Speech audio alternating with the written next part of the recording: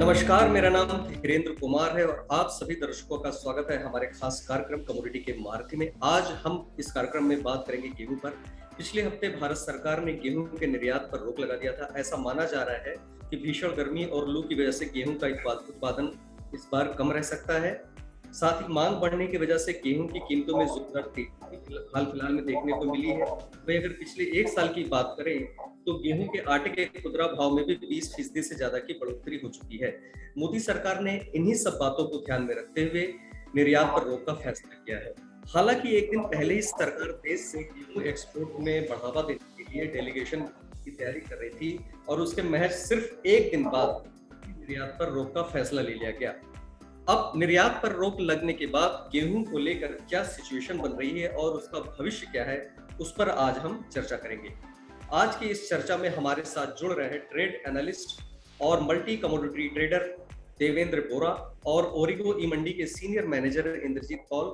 तो बातचीत का सिलसिला शुरू करते हैं। तो देवेंद्र बोरा जी, सबसे पहला सवाल आपसे ही है कि गेहूं के निर्यात पर केंद्र सरकार ने जो रोक लगाई है, आप इस कदम को किस नजरिए से देखते हैं? पहली बात तो हमें ये चीज का थोड़ा रिवाइंड करना पड़ेगा कैसेट।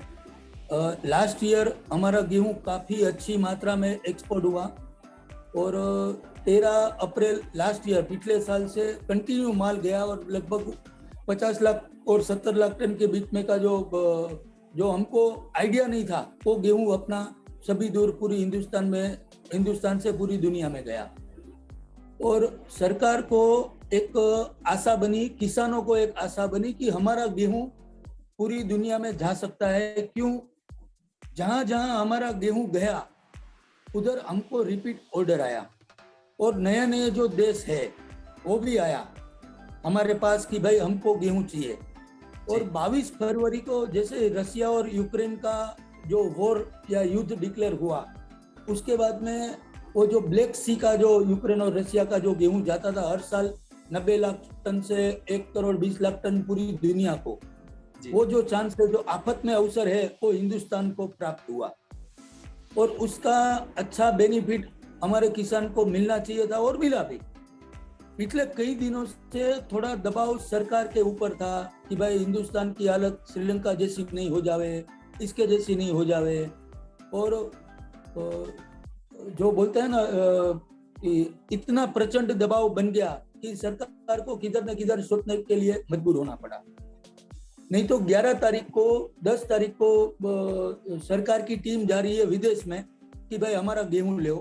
और 11 तारीख को पीयूष गोयल साहब जो हमारे उपभोक्ता मंत्री है, उसने ऑलरेडी एक प्रेस रिलीज किया कि भाई हमारा जो गेहूं है इजिप्ट ने भी पास कर दिया है, तो इजिप्ट भी हमारा गेहूं जाएगा और इजिप्ट माल शायद आज जा रहा है, आज या कल में लोड हो जाएगा।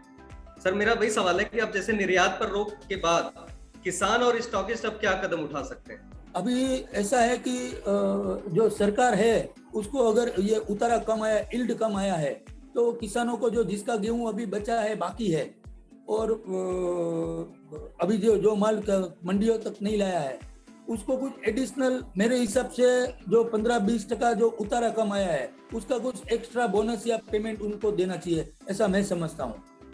क्यों? बहुत सारे किसानों का माल एमएसपी से काफी ऊंचे भाव में एमपी और राजस्थान में बिका है, तो जो किसान बचे हैं उसको ऐसा नहीं लगे कि भैया जो एक्सपोर्ट निर्यात पे रोक लग गई उसके कारण मेरा गेहूं थोड़ा कम भाव में बिकेगा। अभी जैसे बहुत सारे लोग अब ये कह रहे हैं कि इस बार जो उत्पादन है, बाजार में चर्चा है कि 100 मिलियन मीट्रिक टन से भी कम रह सकता है उत्पादन। इसको लेकर आप क्या कह रहे हैं? नहीं, देखो, गर्मी की वजह से ओवरऑल प्रोडक्शन कम आया है, वो सभी को मालूम है। जो 17 मार्च के बाद में, जो होली के बाद में 17 डिग्री का जो गर्मी था, वो सीधा 40-42 आने से गेहूं सिकुड़ गया, श्रिंक हो गया। उसके कारण जो प्रोडक्शन में है वो थोड़ी कमी 100% आई है, वो सभी मानते हैं।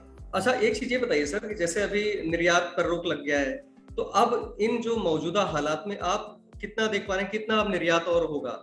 अगर जो इन्होंने कुछ छूट के साथ बोला है कि निर्यात हम कर सकेंगे, तो अब कितना आपको लग रहा है कि निर्यात अब यहाँ से हो सकता है? निर्यात का जो सरकार का जो प्रोजेक्टेड फिगर था 1 करोड़ 10 लाख टन, मतलब 10 से 11 मिलियन टन, वो मेरे हिसाब से अभी सरकार क्या पॉलिसी नक्की करती है उसके ऊपर डिपेंड है। अभी जैसे रातों रात 13 तारीख को सरकार ने बोल दिया कि भाई हम गेहूं एक्सपोर्ट नहीं करेंगे, हमारी फूड सिक्योरिटी। और मैं ऐसा समझता हूं कि आने वाले 23 में 9 राज्यों का चुनाव है, उसमें ये जो फ्री का प्रधानमंत्री अंत्योदय योजना का जो फूड ग्रेन है उसमें कमी नहीं हो, वो भी एक सरकार को शायद डर हो, उसके कारण भी शायद गेहूं एक्सपोर्ट करने की परमिशन नहीं दे रहे हो। और अभी जो पिछले महीने सरकार ने गेहूं की बजाय 9 राज्यों में चावल देने की घोषणा की थी, उससे वो 55 लाख टन गेहूं बचाने की बात थी। तो जी। और अभी ये जो निर्यात पे रोक लगी है, तो निर्यात पे जो रोक लगी उसकी वजह से भी एमएसपी पे सरकार को बहुत सारी जगह से माल थोड़ा मिलेगा। और जो उनका जो टारगेट है, जो टारगेट तो काफी घटा दिया सरकार ने, 225 करोड़ टन कर दिया, तो 2 करोड़ 25 लाख टन जो गेहूं है वो मैं ऐसा समझता हूं कि सरकार को शायद मिल जाएगा। ठीक सर, एक बात और है कि अभी सरकार ने पंजाब और हरियाणा में जो एफएक्यू क्वालिटी है गेहूं की, उसमें गुणवत्ता मानदंडों में करीब 18% तक छूट दे दिया, पहले वो 6% थी। तो अब सरकार इस पर कितनी गेहूं और खरीद कर पाएगी?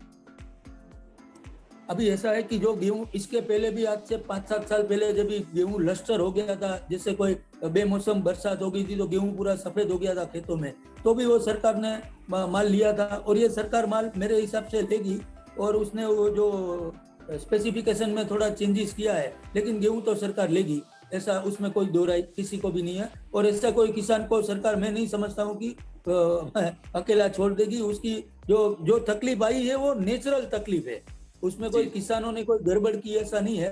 वो कुदरत का जो क्लाइमेट चेंज का जो प्रॉब्लम है वो सरकार भी समझ रही है, किसान भी समझ रहे हैं और हम भी समझ रहे हैं, और वो सरकार गेहूं लेगी और वो लेना भी चाहिए उनको। जी। तो सर अभी एक चीज ये है कि जो अभी निर्यात पर रोक लग गई, अब ये होगा कि अब घरेलू बाजार में आप क्या देख पा रहे हैं, भाव क्या रहेगा आने वाले दिनों में? घरेलू बाजार में जितना लोग पैनिक कर रहे हैं, इतना पैनिक मेरे हिसाब से नहीं आएगा। अंदाजा 100-125 रुपया का जो करेक्शन आ चुका 14, 15, 16 तारीख को, उसमें अभी ज्यादा बहुत घटोती इसलिए नहीं आएगी कि दूसरी बहुत सारी जो चीजें स्टेपल फूड है, जैसे ज्वार है, बाजरा है, मक्का है, वो सभी के भाव काफी ऊंचे हैं पहले के मुकाबले में। तो गेहूं का जो खपत है वो 12 ही महीना रहने वाला है, और गेहूं में किसी ने अगर स्टॉक किया है तो उसको मुझे नहीं लगता है कि कोई ज्यादा तकलीफ होगी। तो इंद्रजीत जी, अब आपके पास आते हैं, गेहूं को लेकर आपके हिसाब से आने वाला भविष्य कैसा है, और इसकी कीमतों को लेकर आपका क्या आउटलुक है? धन्यवाद धीरेन्द्र जी। सरकार के द्वारा निर्यात पर रोक के बाद सोमवार को घरेलू बाजारों में गेहूं की कीमतों में 3% की गिरावट देखने को मिली थी। शॉर्ट टर्म में कारोबारियों की ओर से अपना स्टॉक निकालने की वजह से कीमतों में करेक्शन की आशंका है। शॉर्ट टर्म में गेहूं की कीमतों में 100 से 150 रुपए तक की गिरावट देखने को मिल सकता है।